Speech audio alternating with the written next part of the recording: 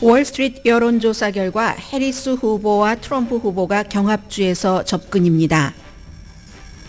이 여론조사 결과는 양당 후보가 어느 주에서 이기는지에 대한 결과인데 다른 여론조사 결과와 상당히 다릅니다. 지역적인 차이가 아주 큽니다. 트럼프 후보와 해리스 후보의 토론 가능성은 트럼프 후보가 모든 방송사의 제안을 거부함으로써 완전히 닫혔습니다. 해리스 후보는 애리조나 유세에서 트럼프가 스스로 약함을 보여주는 것이라고 말했습니다. 버락 오바마 전 대통령이 펜실베니아주에서 해리스 후보가 약한 흑인 남성을 향한 맞춤형 지원 유세 연설을 했습니다. 남성다움에 대한 오해, 정책을 넘어서 더 중요한 것들, 불편해도 진실을 말하는 사람이 아들, 딸에게 보여주고 싶은 대통령이라는 내용입니다. 트럼프 후보는 오늘 콜로라도주에서 범죄와 이민에 대한 집중적인 선거 유세를 합니다. 격전지가 아닌 블루스테이트 콜로라도주에서 연설하는 이유는 트럼프의 독특한 정치 계산 때문입니다. 악시오스는 수십 년 동안 사회복지 프로그램 웰페어를 비난해온 공화당에서 트럼프가 대통령이 됐고 지금도 절대적 신뢰를 받는 이유는 웰페어 의존도가 높은 백인 노동계층의 지지 때문이라고 보도했습니다. 올해 노벨 평화상은 원자폭탄 생존자 모임인 일본 단체 니혼 히다카요가 수상하게 됐습니다. 노벨 문학상을 받은 작가 한강과 한강의 조국 한국을 어제에 이어 오늘도 세계는 주목합니다. 이스라엘이 레바논에 있는 UN 사무소를 공격해 평화유지군 2명이 부상했습니다.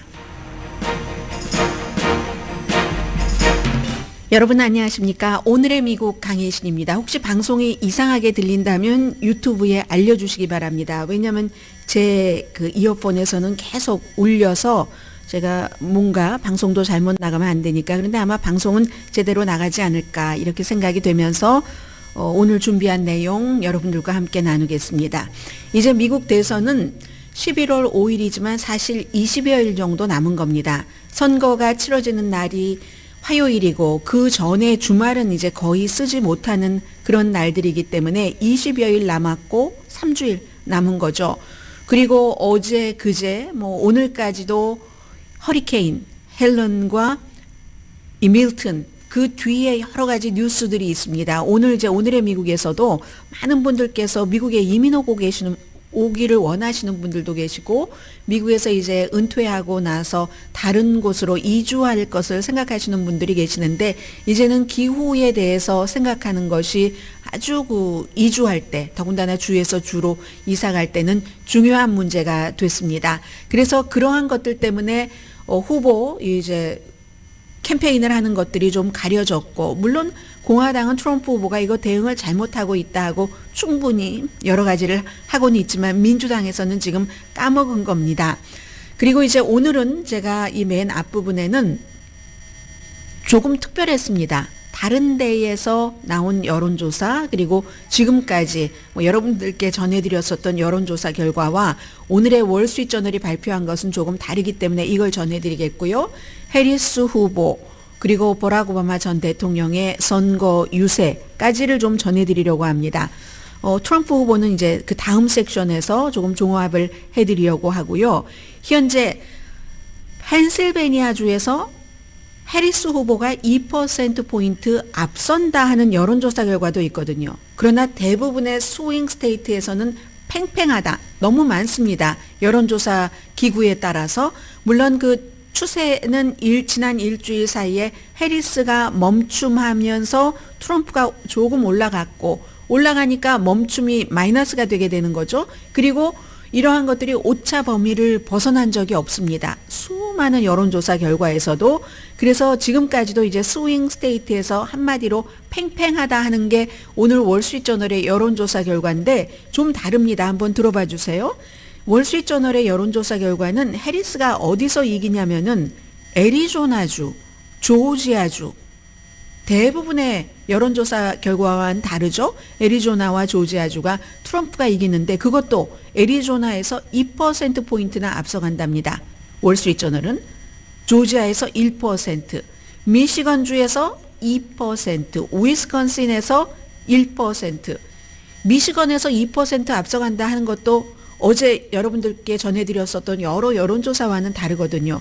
미시건이 굉장히 복잡한 주이기 때문에 인종적으로도 아랍계가 들어가 있고 젊은 사람들, 노동계층이 있고 해서 복잡해서 미시건에서 지금 해리스 후보가 뭔가를 잃어버리고 있다 하는데 월스트리트저널은 요즘 2% 경합주에서 뭐 이 격차가 난다 하면 많이 나는 건데 바로 그런 주를 미시건으로 지금 결론을 내렸거든요. 위스콘신 1%. 그럼 트럼프 후보는 어디서 이기느냐? 나머지 세 군데인데 이것도 또 다른 데와는 다릅니다. 노스캐롤라이나에서 1%포인트 차이로 이긴다. 이건 이제 좀 일치되는 것 같아요. 그런데 네바다에서 트럼프 후보가 이기고 펜실베니아에서도 트럼프 후보가 1%포인트 차이로 이긴답니다. 더군다나 가장 큰 격차가 네바다에서 발생을 했는데 네바다주에서 트럼프 후보가 해리스 후보에 비해서 5%포인트 지금 앞선다는 거거든요.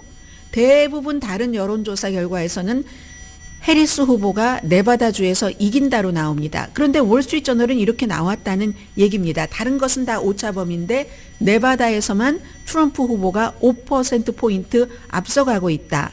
그리고 무소속 사이에서 지금까지는 이제 계속 뭐 트럼프 후보가 앞섰죠. 그러다가 최근에 약간 거의 비슷하다고 할까요? 그런 정도 됐는데 아예 월스트리트저널은 무당파 유권자 사이의 지지율이 해리스가 더 높답니다. 40% 대 트럼프 30%. 등록된 유권자를 대상으로 조사를 했거든요. 요즘에 하는 여론조사는 거의가 다 등록된 유권자입니다. 그냥 무작위로 하는 것이 아니라 그럼 트럼프가 강한 부분은 어디냐? 이건 이제 거의 일치합니다. 경제에 대한 신뢰도 50대 40으로 10%나 앞서갑니다. 인플레이션에 대해서 트럼프가 잘하겠지. 50%대 39 거의 비슷하죠. 11%. 이민에 대한 신뢰도에선 많이 차이가 납니다. 이거 다 국경 이런 문제 때문이죠. 불법 체류자들 52%대 36%. 해리스 후보가 잘하는데 경제, 뭐 인플레이션 이런 거시적인 것 빼고 그것보다 조금 작게 이것도 좀 거시적이긴 하네요. 일반 분들에게는 주택을 살 수 있는 주택 구매력에 있어서 해리스 후보가 더 잘할 것이다 하는 사람이 많았습니다. 그다지 큰 차이는 아니에요. 45%대 42%. 이건 아마도 어제 오바마 대통령이 그 연설에서도 많이 구체적으로 설명을 해준 무슨 주택을 살 때 보통 사람들 보조해주는 이런 구체적인 프로그램을 내놨기 때문이 아닌가 짐작을 해볼 수 있는 부분이고요. 헬스케어에 대해서도 해리스가 더 잘할 것이다. 48%대 40%. 그리고 나와 같은 사람에 대한 배려를 많이 할 것 같아. 이것도 좀 해리스가 많습니다. 46%대 40%. 이런 것 때문에 이제 엊그제 그 해리스 후보가 스티브 그 콜베어와 인터뷰에서 맥주캔을 딴 것을 굉장히 비난을 많이 받았거든요. 지금이 어떤 때인데 이제 허리케인 있는데 특히 이제 박스 앤 프렌즈 그 박스의 아침 프로그램에서 진행자들이 많이 그 화를 냈습니다. 그건 충분히 이해를 할 만한 그런 부분이라고 생각이 됩니다. 근데 보통 이제 미국 사람들이 왜 거기서 맥주냐, 또 위스콘신에 갔으니까 위스콘신 뭐 무슨 맥주, 뭐 해리스가 그거 준비해 달라고 했다고 하죠. 이 사람이 그래도 맥주를 같이 따도 되겠습니까? 하고 스티븐 콜베어가 얘기를 했었을 때 그럼 그 맥주요 하고 남편과 가장 최근에 맥주를 마신 게 뭐 꽤 됐겠죠. 야구장에서 야구 경기를 보면서였다고 했던가요? 야구장에서 했던 거 그때고 했다 하는데 이게 왜냐하면 자신과 같은 계층에 대한 배려에 대한 신뢰도 해리스 후보가 조금 앞서가고 있잖아요. 이런 것들을 이제 그 사회자, 진행자도 그렇고 더 올리려는 시도였었는지도 모르겠습니다. 미국 사람들이요 여론조사할 때 그런 거 많이 물어보잖아요. 누구하고 같이 맥주를 마시고 싶습니까? 스포츠도 보고 뭐 서로 스트레스도 해소하고 이웃집과 이럴 때이기 때문에 이제 거기서도 그 맥주 마시는 것을 연출을 했고 여기서도 자신과 같은 계층에 대한 신뢰도는 46%대 40%로 해리스 후보가 앞서가는 겁니다. 미국 사람들 그런 거 많이 하잖아요. 칩은 뭐 공화당은 어떤 칩, 햄버거도 공화당은 어디, 민주당은 어디, 뭐 초콜릿도 그렇고 이런 거 많이 하죠. 술도 뭐 공화당은 뭘 좋아하고 민주당은 뭘 좋아하고 이럴 때 이제 맥주는 가장 대중적인 사람들이 마시는 뭐 그런 드링크니까요. 자, 이런 거 뭐 예전에 이거는 오바마 전 대통령이 인종 문제로 본인이 뭐 있었던 곳에 뭐 교회라든가 아니면 또 어떤 흑인 본인을 지지하시는 분이 뭔가 경찰과 문제가 있고 할 때 서로 이제 뭐 화났던 것을 풀어주고 하는 그런 과정에서도 맥주 미팅 같은 것 하잖아요. 이렇게 나를 위해서 일해줄 사람을 누구라고 생각하느냐. 여기에 대해서 이제 해리스를 더 좋아한다는 얘기고요. 근데 그에 비해서 또 이게 또 딱 상충이 되는데 트럼프 전 대통령은 미국의 노동자의 권리를 해리스보다 더 많이 이렇게 챙길 것이다. 이건 이제 트럼프 후보가 또 앞섰습니다. 47% 대 45%로 2%포인트 앞질렀습니다. 한마디로 가장 미국에서 보수적인 신문, 부자들이 제일 많이 보는 신문, 방산업체 뭐 이런 데에서 광고를 제일 많이 얻는 루퍼트 머덕이 갖고 있는 신문 월스트리트저널의 결론은 경합주에서 지금 해리스 후보와 트럼프 후보는 팽팽하다 하는 것입니다. 그리고 이제 뭐 한 A 정도 이 평점을 받는 여론조사 기구 퀴니피악 유니버시티 트럼프가 미시건과 위스콘신에서 앞서고 이거 블루월인데요. 해리스는 펜실베니아에서 앞선다. 뭐 이런 것도 나왔고요. 조금 요즘 여론조사 결과가 하도 많으니까 YouGov와 Center for Working Class Politics라고 해서 쭉 이렇게 해봤더니 경합주에서 여전히 해리스 후보가 앞선다는 겁니다. 46.8% 대 44.7%. 그런데 소용없는 얘기예요. 오차범위 아니거든요. 더군다나 이 여론조사 결과는 또 마음을 결정하지 않은 사람이 5.5%나 된다네요. 46.8 대 44.7은 뭐 1.9% 앞서가는 건가요? 이 정도 되는데 마음을 결정하지 않은 사람이 5.5%. 대체적인 다른 여론조사 기구나 언론에서는 지금 경합주에서 마음을 결정하지 않는 사람을 3%로 보는데 이 매체는 더군다나 이 YouGov라는 영국의 여론조사 기구는 굉장히 신뢰받잖아요. 마음을 결정하지 않은 사람이 5.5%나 된다는 거예요. 이 내용은 이제 제커빈이라는 잡지에서 여론조사를 쭉 해서 발표를 한 거거든요. 결론적으로 한 76가지 민주당으로 기운 여론조사, 공화당으로 기운 여론조사까지 다 합쳐서 그러니까 공화당 쪽에 라스무센 같은 또 민주당 쪽에 입소스 같은 거 다 합쳐서 76개의 여론조사에서 보니까 경합주에서 해리스 후보가 현재 0.6% 차이로 이긴다라고 나온다는 겁니다. 그런데 이것도요. 여론조사한 날짜를 보니까 9월 24일부터 10월 2일까지 펜실베니아에서 0.6% 이긴다는 겁니다. 뭐 어떤 여론조사에서는 이렇게 막 너무너무 제가 말씀드리면서도 혼돈을 할 정도로 꼭 여기를 봐야지만 그럴 정도로 이게 그 여론조사 기구마다 다르고 날마다 다르고 아침 저녁에 나오는 것들이 다르고 분명한 것은 지금 경합주는 경합이다. 경합 중이다. 그리고 또 하나 분명한 것은 과거에 2016년이나 2020년도에 힐러리 클린턴이나 조 바이든 당시의 후보들이 트럼프 후보에게 이겼었던 것에 비하면 해리스 후보는 0.6%를 1%로 반올림을 해준다고 해도 차이가 많이 납니다. 힐러리 클린턴이 7%인가 8%였고 바이든이 6%인가 7%. 이 트럼프 후보에 비해서 앞섰거든요. 뭐 어떤 날은 7%, 어떤 날은 8% 날짜에 따라서 그렇게 되는데 해리스 후보는 지금 1% 내외이기 때문에 앞서가긴 하지만 굉장히 위험할 수도 있고 박빙이다. 아무도 아무런 것을 모른다. 그래서 오늘 애리조나 리퍼블릭 그 신문을 보면은 대부분의 오늘 신문의 탑 뉴스는 오늘 방송은 좀 뉴스가 바뀌었지만 허리케인 밀튼입니다. 하루 늦으니까 신문은요. 그런데 애리조나 리퍼블릭은 물론 일면에 밀튼이 굉장히 많은 파괴를 남겼다 하는 것도 실렸지만 카밀라 해리스가 어제 애리조나에서 저녁에 피닉스에서 선거 유세를 했잖아요. 히스패닉계를 겨냥을 하는 거죠. 지금 히스패닉계와 또 흑인계에서 트럼프 쪽으로 간 표가 많으니까 이걸 제일 크게 애리조나 리퍼블릭은 오늘 실었습니다. 설명을 보니까요. 민주당이 언더독이다. 민주당이 언더덕이라는 것을 선언을 했다라고 이제 작은 제목에 나오거든요.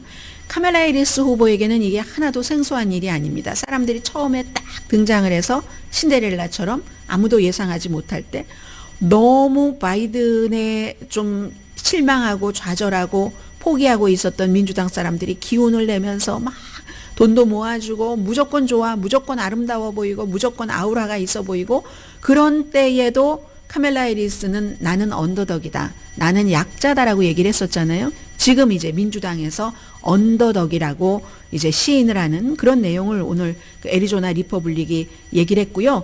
해리스 후보 어제 이제 뭐 타운홀 미팅을 네바다에서도 하고 녹화였어요. 유니비전과 다 히스패닉계를 겨냥을 한 거죠. 애리조나에서도 했는데 그 하고 나서 선거 유세를 할 때 트럼프 후보가 이제 그제로 완전히 박스에서 또 제안을 했었거든요. 우리가 이제 토론을 주선을 하겠다.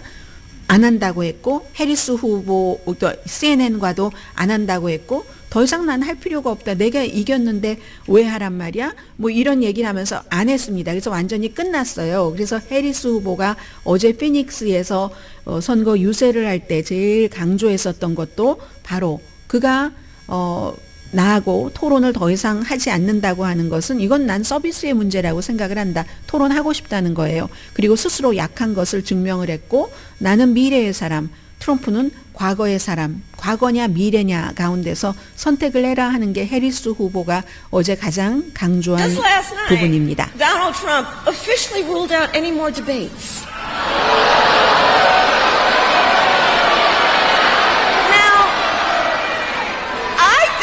It's a disservice to the voters. I also think it's a pretty weak move. 유권자에 대한 서비스고 굉장히 약한 움직임이라고요. The contrast in this election is already clear. This election is about two very different visions for our nation. One, his, focused on the past. The other, ours, focused on the future. 토론을 하든 안 하든 이 선거는 너무나 그 명확하다. 한쪽은 과거에 포커스를 두고 나는 미래에 포커스를 둔다. 이런 얘기를 했고요. 어제는 사실 오바마의 연설이 굉장히 주목이 됐는데 오바마 대통령이 이제 대통령 끝나고 나서 트럼프가 대통령을 하고 그럴 때는 이제 이 정도까지 얘기를 하지는 않았는데 어제 이제 많은 얘기를 했습니다. 사람들이 혼돈하고 있는 게 있다. 트럼프 때는 경제가 좋았다. 이게 지금 굉장히 중요한 이슈죠. 경제가 굉장히 좋았는데 트럼프 들어오자마자 좋았단 말이야. 이런 사람들 그거 트럼프가 한 거 아니다. 내가 한 거다. 내가 대통령이었을 때 75개월 연속 일자리가 성장했고 그걸 내가 넘겨줬지 트럼프가 한 게 아니고 내가 한 거고 나는 사실 공화당 행정부가 그 전에 8년 동안 해놨었던 것을 청소를 하느라고 너무 힘들었던 사람이고 기억이 가물가물하신 여러분께 말을 하는데 트럼프는 아무것도 안 했어요. 세금 감면 해준 것을 빼고는 그의 큰 또 경제 계획은 관세예요. 모든 물건에 대해서 식품에서 텔레비전까지 가격이 다 높아질 이렇게 경제 설명을 오바마가 해줬습니다. And the reason some people think, well, I don't know, I remember that economy when he first came in being pretty good. Yeah, it was pretty good because it was my economy. 마이 이코노미라고 하는군요. We had 75 straight months of job growth that I handed over to him. It wasn't something he did. I had spent 8 years cleaning up the mess that the Republicans had left me the last time. So just in case everybody has a hazy memory. 네, 에브리바디의 그 헤이지 메모리를 본인이 이제 그 확인을 해준다. 이렇게 얘기를 했었고요. 흑인 유권자들에게 호소를 했습니다. 펜실베니아에서도 특히 이제 흑인 남성 유권자들이 트럼프 쪽으로 많이 기울었다고 하니까 제가 이번에 해리스 선거 캠페인에서는 아직 제가 과거에 후보였었을 때 캠페인을 하는 그런 정도의 에너지와 참여를 못 봅니다. 이건 본인 자랑하려고 하는 게 아니라 같은 인종으로서 대통령도 떠났으니까 이제 본인의 인종에 대해서 말하는 것에 부담이 없어진 사람이잖아요. 그때처럼 하지 않습니다. brother 사이 이런 얘기를 했거든요. 형제들 사이에서 그런 현상이 있었는데 지금 이런 것이 없는데 해리스 후보는 당신과 비슷하게 자라고 당신을 잘 알고 당신과 함께 뭐 학교도 다니고 그 경험에서 오는 투쟁과 고통과 기쁨을 이해하는 사람이다. 굉장히 인종적으로 이제 호소를 했죠. 그리고는 이제 진실을 말하는 우선 오바마 얘기를 좀 들어보면서요. 제가 어느 것을 먼저 했는지. Just last night, Donald 이건 해리스 후보고요. 왜 해리스 후보 것이 다시 나올까요? 자, 오바마 대통령. just last night. 제가 다 얘기를 해야지 되겠네. 해리스가 후보인데 왜 오바마 것을 트느냐 하는 컴퓨터의 한 거인가요? 뭐라고 얘기를 하냐면, 사람들은 지금 이 선거에서 뭐 세금 정책, 외교 정책 이런 걸 말하지만 진실을 말하는 게 중요하다. 진실을 말하는 게 중요한 게, 스토리를 지금 이렇게 사람들이 힘들고 허리케인이 오고 할 때 도널드 트럼프는 이름을 불렀습니다. 스토리를 만들어서 공화당 지역에는 무슨 어떤 그 구조 작업 이런 것에 기회를 주지 않는다. 불법 이민자에게 많은 것을 준다. 이런 얘기들을 많이 하고 있는데 절대로 이게 그렇지가 않다. 이런 얘기를 하고요. 또 트럼프가 사람을 괴롭히고 막 좀 사람을 골리고 폄하하고 그런 행동을 하는 것을 많은 사람들이 힘이다. 남성들이 그렇게 착각하고 있는 것 같은데 그건 진정한 힘이 아니다. 정말로 강한 것은 열심히 일하고 그것도 불평 불만 없이 일을 하고 본인이 그 취한 행동에 대해서 책임을 지고 불편해도 진실을 인정을 하고 다른 사람이 힘들 때 도와주고 그렇게 아들, 딸들에게 말할 수 있는 아들, 딸들에게 그러한 그 대통령이다 하고 말할 수 있는 그런 정도, 그런 것이 굉장히 그 강한 것이다. 뭐 이런 얘기를 했습니다. 그리고 온갖 이유와 이런 것만 변명 같은 거 늘어놓지 말고 이런 얘기도 하고 어떤 사람들은 여자기 때문에 여자를 대통령으로 두는 것에 두려워한다. 이런 생각들을 하는 사람도 있는데 우리가 삶을 살아갈 때 여자라는 사람들은 지금까지 항상 우리의 그 등을, 우리의 그 밑바탕을 이렇게 받쳐온 사람들이라고 어려움에 처했을 때도 그렇고 시스템이 우리에게 도움이 되지 않을 때도 언제나 여성들이 우리를 뒤로 받치면서 또 필요한 때는 나가서 시위도 하고 한 사람이다. 이런 얘기를 하면서 어제 그 오바마 대통령의 연설 대단했는데 이렇게 녹음은 저는 분명히 했는데 이렇게 됐네요. 아무튼 이런 일로 어제 연설을 마쳤고 이제는 이번 주말에는 이제 선벨트 지역의 조지아주를 또 빌 클린턴 전 대통령이 일요일, 월요일에 간답니다. 이건 시골 지역을 가는 거죠. 어제 전 대통령인 역시 버락 오바마는 펜실베니아주의 도시 피츠버그의 흑인 유권자, 더군다나 이제 조금 젊은 유권자를 대상으로 했고 빌 클린턴은 미국에서 흑인보다 더한 흑인 대통령으로 불렸던 사람인데 완전히 그 조지아주로 가는 거죠. 만일의 사태, 지금 월스트리트저널의 여론조사 결과가 다른 지역의 여론조사 결과와는 전혀 다르잖아요. 이럴 경우 조지아주도 이제 어느 정도는 이게 가능성이 있다. 그리고 이렇게 해놔야지 되는 그런 것입니다. 자, 잠시 뒤에 트럼프 얘기를 들려드리려고 했는데 그건 또 녹음이 제대로 됐기를 바라면서 오늘의 미국은 전문가가 추천하는 이민법, 가정법 전문 재인정 종합법률사무소, 총 20억 달러 승소, 교통사고와 상해 전문 브라이언 타필라와 CG 변호사 그룹, 집융자 홈에퀴리 라인업 크레딧, 급한 하드머니도 정말 쉽게 자라는 융자나라 공동펀입니다. 잠시 뒤에 뵙겠습니다. 라디오 서울 방송 오늘의 미국 듣고 계십니다. 지금은 괜찮죠? 소리가 갑자기 또 방송하다 보니까 끝 무렵에 맨 앞에 섹션 끝 무렵부터 괜찮아졌는데 이 소리가 불편했습니다 하시는 분들이 계십니다. 죄송합니다. 모르겠어요. 이게 이상하게 오늘 제가 녹음해온 것도 이상한 방향으로 나가고 소리가 나빴는데 지금은 제가 볼 때 괜찮은 것 같습니다. 분명히. 죄송합니다. 자, 오늘요.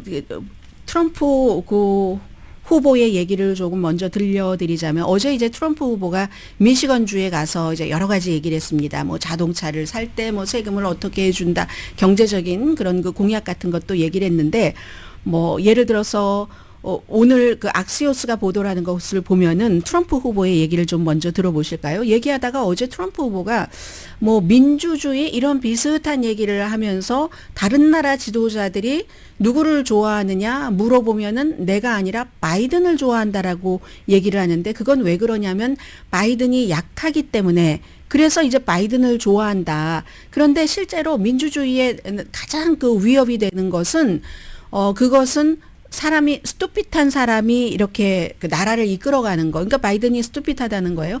스투핏한 사람이 나라를 이끌어가는 것. 그것이야말로 민주주의의 위협이다라고 트럼프 후보가 얘기를 했습니다. Just last night. 이상하게 해리스 후보 것으로 다 이게 싹 다 바뀌어 버렸네요. 트럼프 후보가 아무튼 그런 얘기를 어제 미시건주에서 했고요.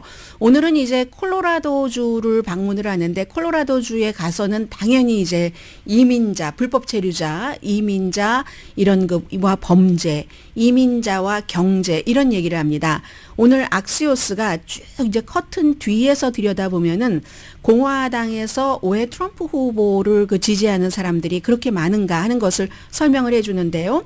공화당이 웰페어 사회복지를 프로그램을 수십 년 동안 엄청 비난해 왔는데 그런데 선거에 이기기 위해서 이렇게 사회복지 혜택을 받는 웰페어를 받는 사람들의 의존을 한다. 특히 트럼프 후보가 그렇게 해서 당선이 됐고 당선된 뒤에는 실제로 원래의 공화당과는 달리 웰페어를 받고 생활하시는 분들의 포커스를 맞췄다고도 얘기를 합니다. 미국에서요. 본인이 지금 받고 있는 소득의 25% 이상을 정부 지원금으로 받는 사람들이 굉장히 늘어나고 있답니다. 그리고 공화당이 그런 분들의 표에 의존을 하고 있는데 이게 이제 트럼프가 인기 있는 것. 그리고 또 이제 공화당의 원래의 공화당과 다른 재편 이걸 생생하게 설명을 한다고 얘기를 하고 있습니다.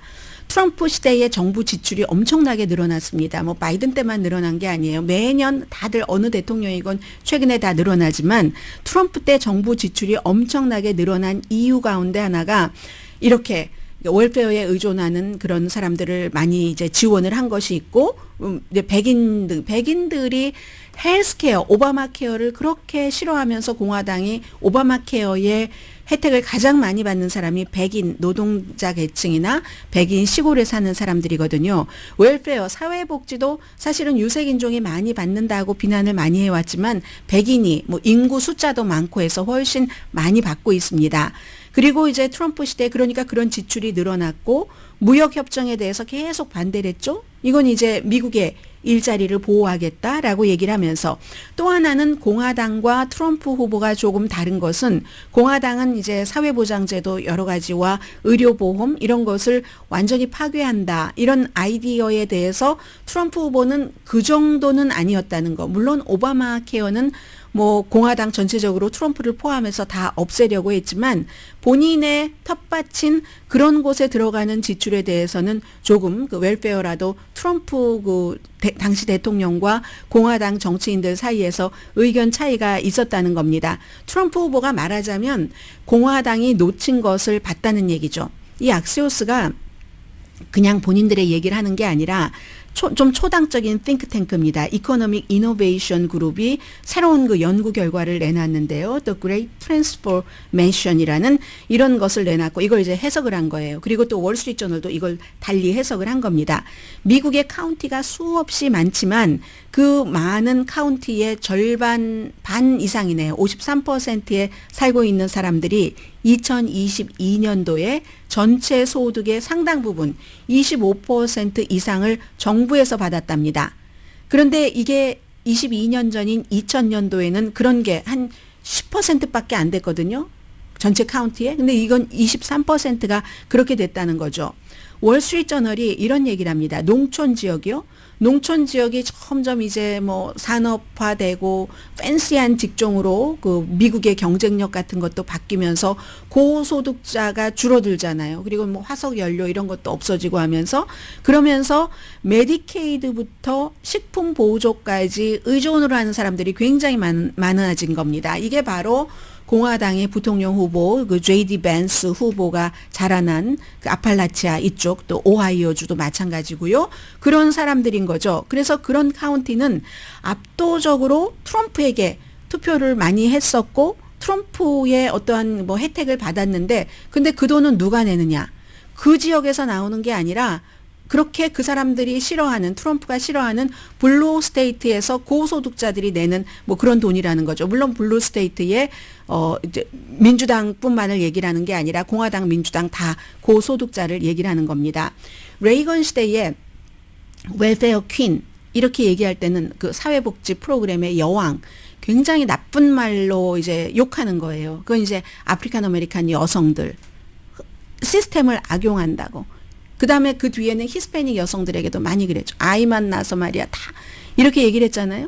그런데 그렇게 해서 비난을 했었던 그런 것들을 이제 트럼프 시대에 들어와서는 인종적인 불만으로 이제 그 바꾸는 거죠. 또 이민자에 대한 이민자들이 자신들의 일자리를 가져간다. 이렇게 백인 유권자 노동계층에게 어필을 한다는 얘기입니다. 그래서 백인 미국인들이 오히려 인종차별의 희생자다. 이건 이제 꼭 뭐 이민 경제 이슈에서뿐만이 아니라 이 악시오스는 어퍼머티브 액션도 마찬가지다. 이렇게 얘기를 하고 있거든요. 그래서 이제 트럼프가 이기면 그 큰 이유가 이렇게 정부의 웰페어 보조를 많이 받는 백인 클래스의 연합 때문에 그렇다. 시작은 이게 백인 노동계층이었지만 점점 대학 교육을 받지 않은 히스패닉계 주민으로도 이제 확대가 된다는 거죠. 히스패닉계 주민도 지금 당장 온 사람과 또 이제 불법 체류자로 온 사람 본인들도 오래전에 불법 체류자로 와서 뭐 영주권을 가졌을 수도 있고 그런 사람들 사이에서 서로 차이가 있으면서 이렇다 하는 뭐 이런 설명을 좀 했고요. 자, 그리고 제가 오늘 여러분들께 사과드릴 게 하나가 있어서요. 우선 뉴스부터 전해드리고 사과 말씀드리겠습니다. 노벨 평화상이 올해는 노벨 평화상이 노벨상 가운데서 제일 이제 꽃이잖아요. 일본 단체 니혼 히단코라는 단체가 받게 됐습니다. 1945년도에 미국이 투하한 그 원자 폭탄 투하에서 생존하신 분들의 그룹인데 이분들은 핵무기가 없는 세상에 대해서 여기저기 다니면서 증언을 하시고 절대로 핵무기는 다시는 안 된다는 요즘은 이제 뭐 우크라이나와 뭔가가 그 블라디미르 푸틴 러시아 대통령이 본인이 치러지는 전쟁이 마음에 들지 않는 쪽으로 간다면 핵카드를 쓰는 뭐 전략적, 전술적 핵 이런 얘기 많이 하면서 위협을 하잖아요. 그러니까 이런 때 이분들의 증언은 너무나 중요하다. 히로시마하고 나가사키 원자폭탄 투하한 게 내년이면 이제 80년이 되죠. 1945년이었으니까 거기에 맞춰서 미국이 그 당시에 그래서 두 도시에서 이제 12만 명이 사망했다고 하고 그 뒤에 이제 생존하신 분들 히바큐샤라고 부른다고 하죠. 이분들이 이제 증언으로 인해서 그래선 절대로 안 되겠다. 더군다나 이제 현대의 무기는 더 파괴적이잖아요. 해서 올해 노벨 그 평화상은 니혼 히단코 이 단체에게 돌아갔다 하는 거고 그리고 어제에 이어서 오늘도 작가 한강의 2024년도 노벨 문학상 수상은 미국뿐만이 아니라 세계에서 보도를 합니다. 뭐 이코노미스트는 이렇게 표현을 했네요. 그 나라의 문화적인 영향력에 대한 또 다른 예다. 이건 다 알고 있는 어제 AP통신이 먼저 얘기를 했고 하는 뭐 BTS, 넷플릭스의 오징어 게임, 기생충 영화 등등 이거잖아요. 한국의 카프카로 불린다. 근데 대신에 큰 벌레 대신에 식물로의 그 변신 같은 것. 뭐 내 여인의 열매. 뭐 아내가 시든 뭐 이런 그 식물이 되는 걸 뭐 보고 상상하고 하는 이런 그리고 이제 채식주의자요. 뭐 영국 사람들 엄청 많이 읽었잖아요. 뿌리를 내리고 나무가 되려는 욕망에 사로잡힌 여성. 초현실적인 책 맞죠? 저는 그림과 같이 읽었는데 그 책을요. 그래서 이제 어제 노벨 그 평화상 노벨 문학상을 주면서 얘기했었던 뭐 아주 초현실적인 그런 현대적인 뭐 이런 스타일과 트라우마와 인간의 삶과 연약함, 인간의 바디와 죽음과 생존 이런 것을 커넥션을 이렇게 갖게 하는 그것도 시적인 산문 이렇게 얘기를 했잖아요. 잔인함. 여성에 대한 것, 이걸 문학적인 스타일로. 그러면서 쭉 소개를 다 합니다. 이제 다 알고 계세요. 여러분들께서 한강이 어떤 작가인 거. 가족들이 다 작가잖아요. 그리고 이제 어제 말씀드린 것처럼 이제 번역에 대한 그런 것들도 얘기를 하고, 막 어둡고 에로틱하기도 하고 한 그런 것들, 소년이 온다도 소개를 했습니다. 제가 여기서 여러분들께 그 사과를 드리겠습니다. 아마 어제 뭐 무의식 중에 말씀을 드린 것 같은데 광주 사태라고 말씀을 드렸다고 많은 분들이 저를 야단치셨어요. 특히 이제 나들목이라는 분은 오늘은 참 잘못했어요. 전 세계가 인정한 광주 민주항쟁을 군부 쿠데타 세력과 그 추종자들이 부르는 사태인가요? 속셈이 광주 사태라 할지언정 보수도 인정한 광주 민주화 운동입니다. 저는 광주에서 태어나 70평생을 살고 있으며 직접 광주 민주 항쟁을 온몸으로 부딪혔습니다. 그때 총칼 앞에 광주 시민들의 처절한 저항은 지금도 살아 있습니다. 어린 시절을 보낸 노벨 문학상 수상자 한강도 광주에서 태어났습니다. 광주 사태라는 방송에 실망합니다. 이렇게 말씀을 하셨는데요. 제가 아마 어제 그 무의식 중에 뭐 한국을 떠난 지가 수십 년이 됐잖아요. maybe 뭐 언젠가 이 한강이 맨 부커 상을 받았을 때 말했을 때는 제가 또 뭐 광주 그 민주화 운동이라고 말씀드렸을지도 모르겠습니다. 죄송합니다. 의식하지 못하는 사이에 제가 한 그런 그 경솔한 그런 그 발언으로 인해서 무척 굉장히 깊이 상처를 받으신 분들이 계시다는 것을 늘 확인을 하지만 더 어제 깊이 확인을 하게 됐고요. 5.18 광주 민주화 운동 이 말씀을 드리면서요. 제가 변명하려고 책을 가지고 왔어요. 사실은 오늘 친구가 어제 이제 막 너무 좋아 막 이거 한강에 대해서 궁금한데 해서 이제 오늘 점심 먹기로 하면서 책 사지 마. 나 다 있어 하면서 빌려주려고 가지고 온 거거든요. 한강의 책입니다. 제가 읽은 이것 말고도 또 많아요. 한강의 책들이. 그런데 그 책들 가운데서 여러분들 한번 혹시 유튜브로 보이시면 봐주세요. 다른 책에는 다 들어가면은 줄치고 뭐 쓰면서 읽었는데 유독 소년이 온다에만 이런 스티커 같은 것도 많이 붙여 있거든요. 물론 줄을 친 것도 엄청 많습니다. 그건 제가 이제 광주에 대해서 어떤 생각을 갖고 있었는가 하는 것을 말씀을 드리는 거고요. 어차피 용어가 정리가 됐으니까 해서 맨 앞에는 뭐가 있나요? 이건 너무 힘들어서 은숙 누나 이건 너무 힘들어서 여러분들께 읽어드릴 수 있는 게 아닌 것 같고 아무것도 용서하지 않을 거다. 나 자신까지도 뭐 이런 얘기도 있는데요. 그리고 맨 뒤에 보면은 동생이 운이 좋았다고 형이 계속 얘기를 한다는 거예요. 총을 맞고 바로 숨이 끊어졌으니 얼마나 다행이냐고 그렇게 생각하지 않느냐고 이상하게 열깃든 눈으로 내 동의를 구했다. 바로 그 숨지지 않고 계속 살아 있었다면 그 고통 이런 것 있잖아요. 그래서 맨 끝에는 눈물 이런 단어도 써 있네요. 어쨌든 어제 그 저의 방송으로 마음 상하신 분들이 계시다면 죄송합니다. 사과드립니다. 제가 오늘 점심 먹을 친구도 어렸을 때 미국에 이민 왔는데 전라도에서 태어난 그런 친구예요. 잠시 뒤에 뵙겠습니다. 교통사고 전문 변호사 브라이언 와인버거 1800-605-0777 We will fight for you. 변호사 브라이언 와인버거 1800-605-0777 제니를 찾아주세요. 휴대합니다. 센터 메디컬 그룹 직영병원 클리닉 3호점이 10월 1일 로렌하이츠 콜리마 병원에서 개원했습니다. 송홍우 가정의학과 로렌하이츠 콜리마 초대 주치의가 환자 1인당 최대 1시간의 섬세한 진료와 정확하고 빠른 진단, 최상의 의료 서비스를 제공합니다. 시니어만을 위한 전문 의료 서비스는 센터 메디컬 그룹만의 특별한 혜택입니다. 예약 전화 888-847-3098 센터 메디컬 센터 메디컬 센터 메디컬 그룹 환자 중심의 의사그룹 센터 메디컬 그룹. 믿고 찾는 중앙양로병원. 별 5개 등급의 의료 서비스, 100% 한인들만을 모시는 중앙양로병원. 단기, 장기 요양치료 환자 환영. 한국인 재활치료사, PT, OT, ST 상주, 24시간 한인간호사 대기. 정갈한 전통 한식, 주 7일 종교 예배 시간, 다양한 오락, 취미생활. 화기애애한 가족적인 분위기. 입원 상담 환영. 213-483-9921 213-483-9921. 김 사장, 무슨 좋은 일 있어요? 골치 아파했던 부동산 처분하고 DST 부동산으로 투자해 진정한 은퇴 생활을 즐기고 있다네. DST?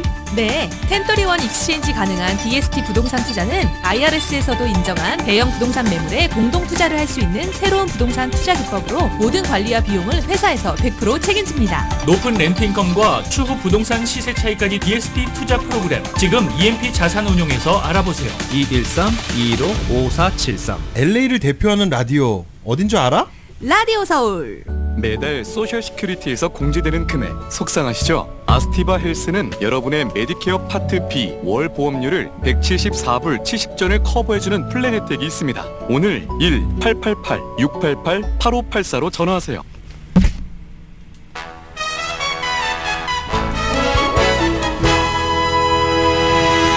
라디오 서울 방송 오늘의 미국 듣고 계십니다. 오늘 미국의 모든 뉴스에 신문의 탑 뉴스를 전해드려야지 되는데, 이건 이제 그 플로리다주의 플로리다주뿐만이 아니라 뭐 많은 그 지역주에도 영향을 미친 허리케인 헐린과 허리케인 그 밀튼에 관해서 뭐 기후 변화라든가 뭐 여러 가지를 다 의미하는데, 애틀란타 저널 컨스티튜션이 파워풀한 허리케인 밀튼이 강타했다 하는 것, 보스턴 글로브도 그 일격을 가하기는 했지만 대부분의 사람들에게 큰 피해를 입혔죠. 16분 이상이 숨졌고 많은 재산 피해를 냈습니다. 그러나 이 얘기는 그 최악의 상황, 어제 그 론 디산티스 플로리다 주지사가 얘기한 것처럼 그 최악의 상황은 피했다. 사진들이 아주 눈에 띕니다. 아야, 이거 집을 다 어떻게 치워야 될지 모르겠어요. USA 투데이도 최악의 경우는 피했지만 비, 바람, 토네이도들로부터 조각조각을 지금 다 이렇게 걷어내고 청소를 하셔야지 되는만 눈물을 닦으면서 청소하시는 분 같아요. 어떤 분. 그리고 워싱턴 포스트도 정말 물에 다 젖어버리고 또 다 부서졌어요. 집 같은 것들이. 해서 멍해진 플로리다 사람들 물건을 줍고 하는 아주 엉성하게 지어진 집들이 무너졌습니다. 많이. 그런 내용들이 보도가 됐는데, 허리케인 밀튼, 이게 이제 기후변화로부터 이제 대체적인 많은 매체를 종합을 하면 이런 것들이 이제 공통적으로 여러분과 제가 플로리다주, 조지아주, 뭐 노스캐롤라이나, 사우스캐롤라이나에 살지 않으신다면 느껴지는 건데, 기후변화 영향으로부터 안전하다고 믿었던 일부 지역에서 엄청난 피해가 있었다는 겁니다.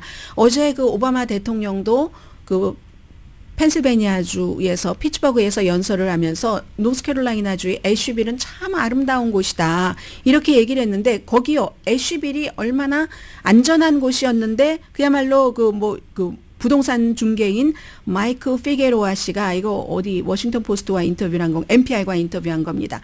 정말 노스캐롤라이나 애쉬빌이야말로 이 같은 천재지변에서 가장 안전한 곳이었다고 하는데, 서부 캘리포니아주 산불 있죠. 뭐 또 지진 있죠. 그리고 이제 해안 지역은 허리케인인데 이쪽 서쪽은 산악이잖아요. 어떻게 이런 일이 있을 수가 있는가. 그러니까 이제 워싱턴 포스트가 노스캐롤라이나 서쪽에서 일어난 일이 지구 온난화 때문에 굉장히 많은 폭우가 쏟아지고 하는 것을 보여준다. 이건 이제 웨스트 버지니아 유니버시티의 니콜라스 지그레 교수가 인터뷰를 한 겁니다.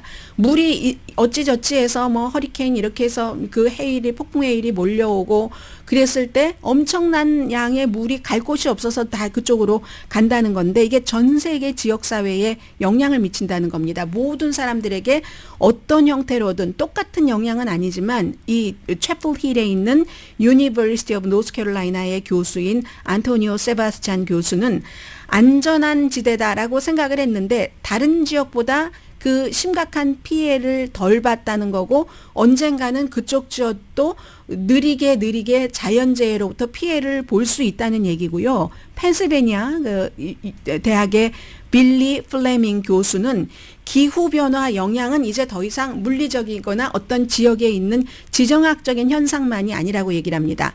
사회 경제적인 현상인데, 왜냐하면 이런 일들이 많으면 뭐 예를 들어 그쪽 지역으로 살기 좋다고 많이 사람들이 몰려가면 뭔가를 더 많이 인간이 지어놔서 이 같은 화를 더 강하게 부를 수도 있고, 그리고 또 그런 것에 대해서도 사회 경제적 영향이라고 얘기하는 것은 기후 위기도 돈 있는 사람보다는 돈 없는 사람에게 불균형적으로 영향을 미친다는 겁니다. 판잣집 같은데 스르르 무너지고 말잖아요. 그런데 그렇다고 해서 돈 있는 사람은 안전한가? 그것도 아니라는 거예요. 기후변화로부터 안전할 수 있는 장소는 어디에도 없다. 그리고 언젠가는 somewhere in the future에 일어난다. 이런 얘기를 하고 있는데, 기본적으로는 멕시코만에서 밀턴이 막 빠르게 강해진 게 이 걸프 이쪽 지역에 물이 따뜻해지니까, 허리케인은 물이 따뜻해지면 그 바닷물을 연료로 사용한답니다. 그래서 더 강한 그 폭풍을 일으키고, 또 플로리다 서부 해안의 지형이 원래 이제 허리케인에 조금 취약하니까, 그래서 이제 이 폭풍하고 강풍이 물을 이렇게 끌어올려 가지고요. 이건 일반 파도가 아니라 폭풍 해일인데, 이 폭풍 해일을 물로 만든 산이다, 이렇게 표현을 하더군요. 물로 만든 산이 그냥 집을 덮쳐버리는 거예요. 더군다나 이제 경제적인 이런 것은, 또 사람들과 연관이 있다는 것은 지역을 개발하는 것. 캘리포니아주도 뭐 말리부 해변 이런데 많이 이제 뭐 집 한 채 지으려고 다 길을 닦아서 집을 짓고 하잖아요. 그런 위험한 지역에 위험한 개발. 플로리다주에 바닷가 있는데 콘도도 마찬가지였고요. 이런 거 10년 전까지만 하더라도, 10년 전이었네요. 그 직전까지는, 지금 미국에서 인구가 제일 많은 곳이 캘리포니아주고 선거인단 숫자대로 가면 됩니다. 그 다음이 텍사스고, 그 다음이 플로리다입니다. 그 다음이 뉴욕이에요. 뉴욕이 인구가 많지만 네 번째로 많은 거예요. 10년 그 전까지는 뉴욕이 세 번째였는데, 플로리다주 뭐 은퇴하시는 분들이 살기 좋다고 날씨 좋다고 많이 가셔서 그런 문제가 됐고, 그러니까 인구가 점점 많이 들어간 템파베이 지역이 2010년 이후에 인구가 18%가 성장해서 거의 지금 500만 명 된다는 거거든요. 그쪽 지역은 지금 보험도 엄청나게 힘들고 있고, 게다 대고 이제 이렇게 허위 정보, 잘못된 정보가 있으니까 트럼프가 불법 이민자에게 돈 쓴다, $750만 준다, 그리고 일론 머스크는 이걸 X에다가 또 굉장히 강하게 홍보를 합니다. 이런 것들이 문제다 하는 지적들이 지금 많이 나오고 있고요. 그리고 하나는 이게 조금 희미했었던 부분인데요. 연방재해청이 돈이 있다 없다 하는 부분. 분명히 그 국토안보부 전반적으로 연방재해청까지 다 관리하는 국토안보부 장관이, 알레한드로 마조르카스 장관이 연방재해청이 돈이 부족할 수 있다라고 얘기한 적이 있어요.